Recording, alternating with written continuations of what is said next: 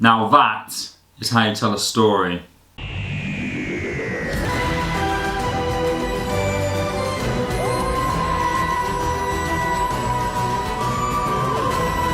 Hello guys, welcome back to New Who HQ. I am Matt. I've criticised The Well, I've criticised Lucky Day, while everybody else in the world has enjoyed it. But I've got some good news. I'm jumping on the bandwagon of enjoying an episode. Finally. The story and the engine. Best episode of season 2 so far for me. Fantastic. Really, really like this. A lot to talk about. But firstly, I want to credit Unai Ellams, the writer of this episode. He, for me, brings a real fresh take, fresh bits of dialogue into this episode, which I haven't seen before. But also, he represents this culture that is in this episode very, very well. Now, obviously, I don't know hardly anything about Nigeria and the cultures and the people, and I felt it in this episode. I think he portrays these characters just going around the market, seeing everybody and the different types of people. It was beautiful to see. I thought it was portrayed very, very well. Hugely diverse. It's basically an all-black cast.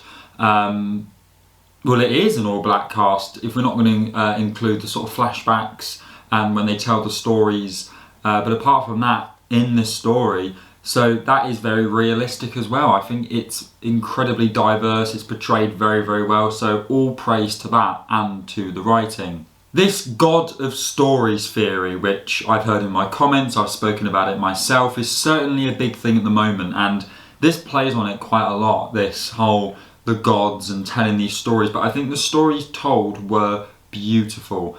We had a story right at the beginning of how Omer, I believe his name is, how he met the doctor with the fire and he came out with a hose and he sprayed and sprayed, and there were many stories told to help feed this spider thing, I guess. Look, I didn't understand all of it, probably because it was 8 AM in the morning and I'm still very, very slow. I will have to rewatch it, but when the barber came out as being all of these gods, I thought that's too good to be true, surely, and it turns out all to be a lie. But I quite like that sort of play of saying that he's a god because it fits in quite well at the moment.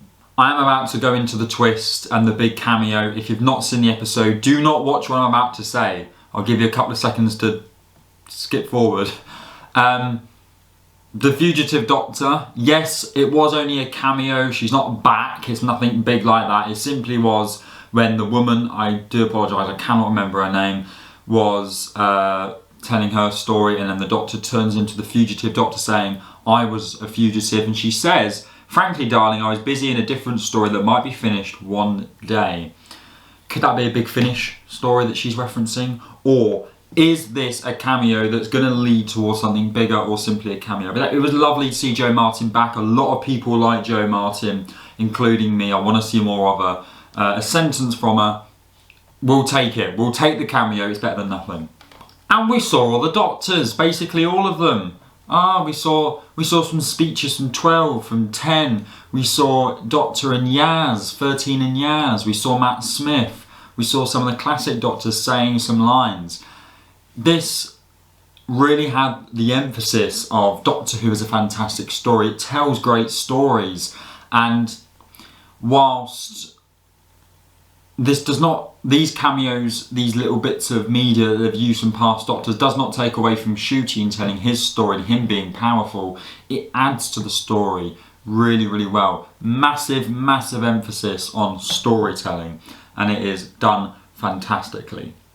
I really like Belinda in this. I was a little bit worried when the TARDIS was flashing red, but she managed to find her way as she was trying to go through the crowds. Thought that was all very, very funny. She notices the child, and the child looks like the girl from Space Babies. I'm not quite sure if it is, but they looked identical with the hair, and she just got the same face. She looked exactly the same.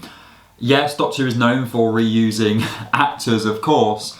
Also, this girl seems a little bit older, so it kind of does make sense. I don't know if Belinda seeing the child and then it goes is kind of a hint at something, or a hint at this whole fugitive and the Doctor being a lonely child, and maybe something to do with the Doctor. I don't know, maybe I'm getting a bit far into that, but is it something we ignore or something that we need to bookmark and remember as a potential? I really liked all the side characters. I like that they're all missing and they all seem very, very different characters to bring something different to the story. The barber himself, I really like. I like how sort of strong and overpowering he seems to be when he first comes in, and the Doctor does break him down, and you see completely not a swift change. And one issue I have with a lot of Doctor Who stories is how rushed the ending is.